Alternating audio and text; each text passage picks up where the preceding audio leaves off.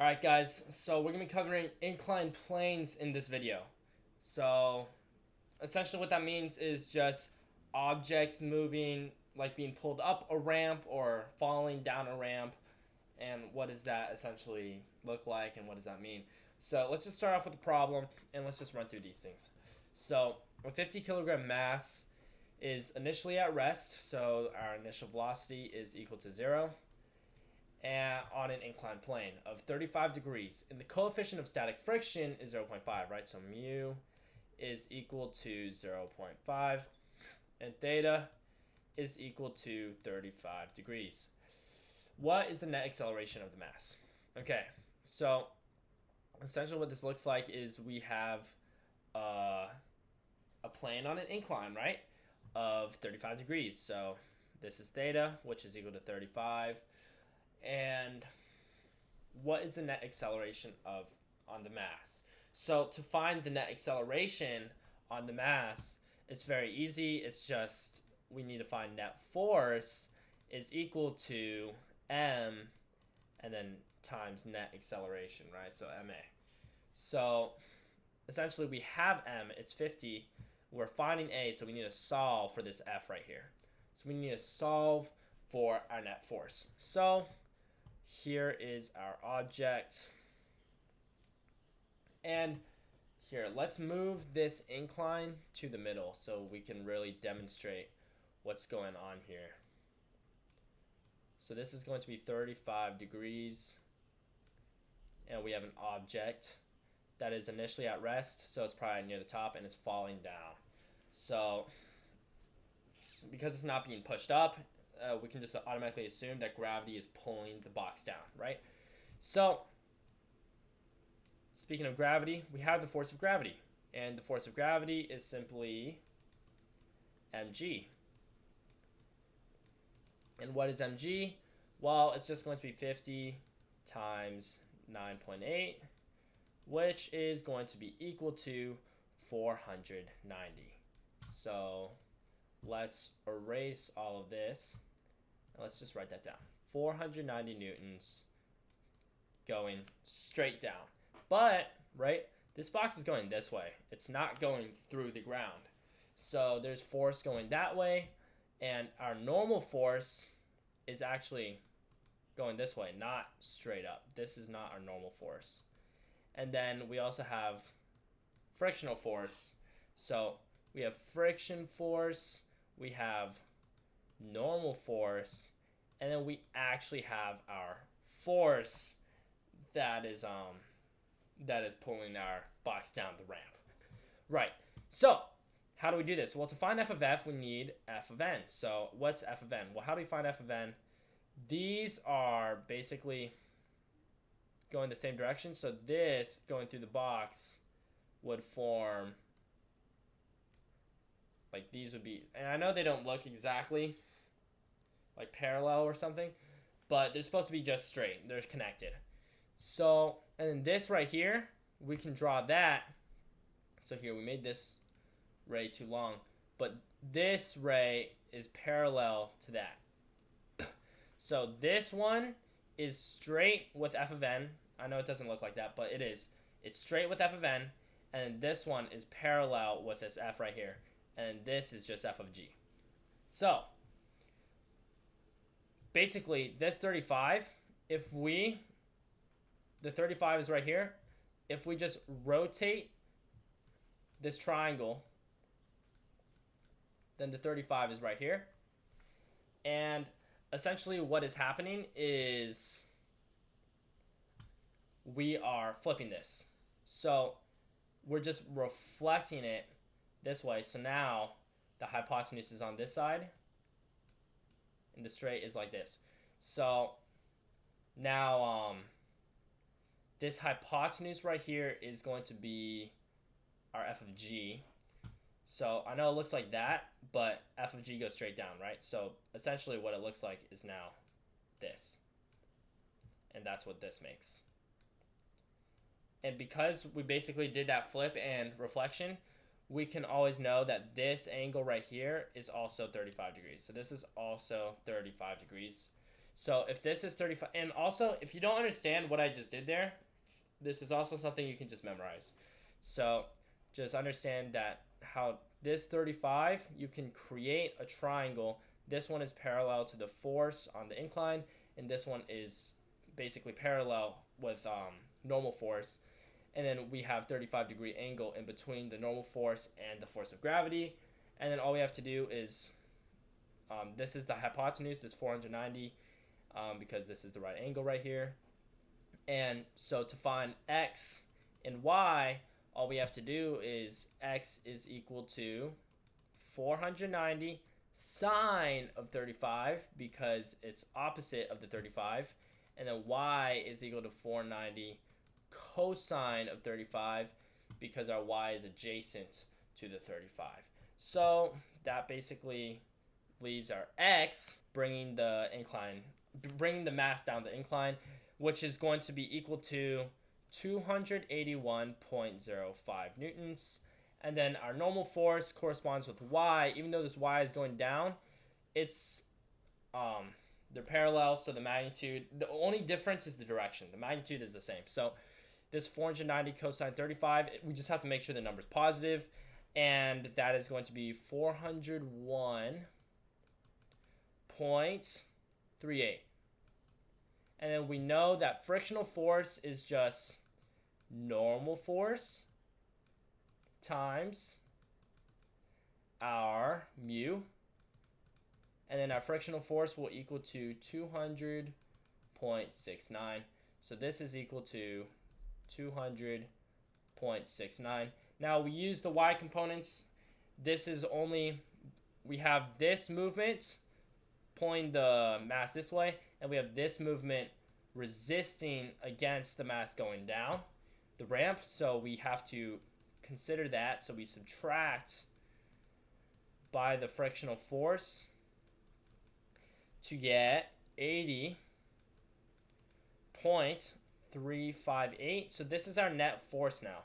And then now that we have our net force, all we have to do, right, like we said in the beginning of this problem, is equal it to mass times acceleration, divide to isolate acceleration, and our acceleration is going to be equal to negative 1.61 meters a second squared.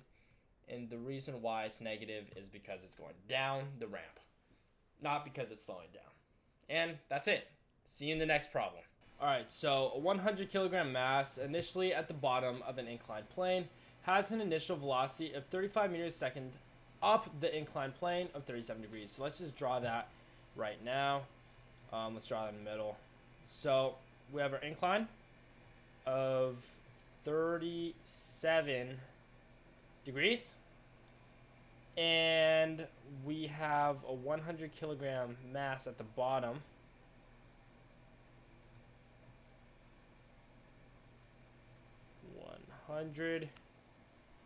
And we're going up initially 35 meters a second. The coefficient of friction between the box and the surface of the inclined plane is 0.55. So mu is equal to 0.55. How much distance will the mass travel before it reaches zero velocity? So that's going to mean that our final velocity is equal to 0. How long does it take the mass to reach its maximum height? Okay, so let's answer the first question. How much distance will the mass travel before it reaches zero velocity? All right, so how are we going to do that? Well, we're going to be using kinematics. So we have initial velocity, we have final velocity. We're trying to find distance. And so what can we actually find? What can we solve for? We can solve for acceleration. So how are we going to solve for acceleration? Well, we know the mass. So basically what ends up happening is we need to know force is equal to mass times acceleration. If we solve for this force, then we have mass, so we can solve for acceleration. So we solve for force to solve for acceleration. So then we can use kinematics to answer this question, and then ultimately this question as well. So let's just go at it. So ultimately there is force of gravity, which is just going to be mg, which is 100 times 9.8, which is simply 980. Our normal force, now we know that's cosine. So it's basically just mg cosine theta. So f of n is equal to mg, which is 980, times cosine of 37. So that is going to be equal to 782.66. So that's f of n.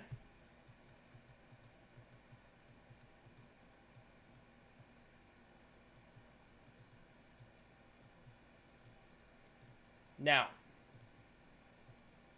frictional force is f of n, so this value right here, times our mu. So let's just do that in our calculator. And ultimately, we will get 430.46.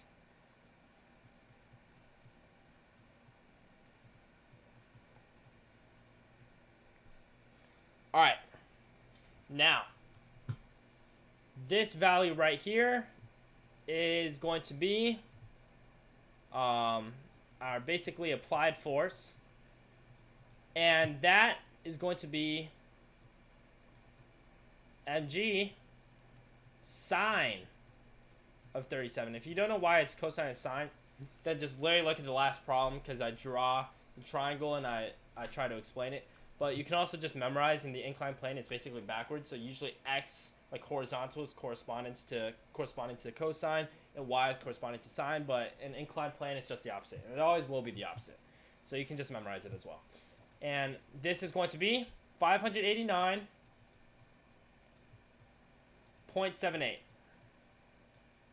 Okay, so to find this force, we're not actually going to subtract applied force by 430.46. And so we're actually adding them. And the reason why is because our frictional force is obviously going this way. But we have to see this very contextually. So we see that the velocity is 35 meters a second initially. So it's initially moving up the ramp, but then it reaches zero velocity, which means it's slowing down. So if it's slowing down, then that means the acceleration of the box is going down. And because we can see that the applied force is greater than the frictional force. So friction isn't greater than applied, so that's why it's able to move. But the acceleration is going against it. So this friction is going against the velocity of the box, and acceleration is also going against the velocity. And that's actually possible. So if you guys have taken calculus, you can understand that whenever velocity and acceleration are opposite, then that's when like a number that's how you know if it's like slowing down or something. So it is possible, it is a situation. So the velocity is going up, but our acceleration is resisting, and that's why it's slowing down. Okay, so if our acceleration is going down, right, F is equal to ma. M has no directionality, A has directionality, it's going down. So because this has no directionality, M doesn't play a factor, which means if A is going down, then that force is also going down. So this is very contextual, and this is what's going to make physics hard for you guys, is acceleration is going down. So even though the box is going up the ramp, the acceleration is working against the box. And because of that, our applied force, this 589.78, is actually is the force of it trying to pull down on the box. So that's why we add this and frictional force, because they're both going in the same direction. So we actually add 589.78 plus this. And essentially what that gives us is 1020.24 newtons. So that is our actual net force. So then what do? Well, force is equal to MA, right? So 1020.24 is equal to M, which is 100 divided by A. Let's divide 100 on both sides. So then our acceleration is isolated and equals 10.2 meters a second squared. So now we have our acceleration, which is 10.2 meters a second squared.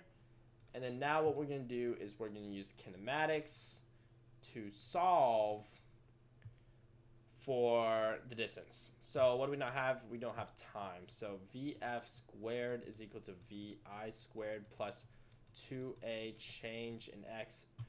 The final velocity is 0. 0 squared is just 0, is equal to 35 squared,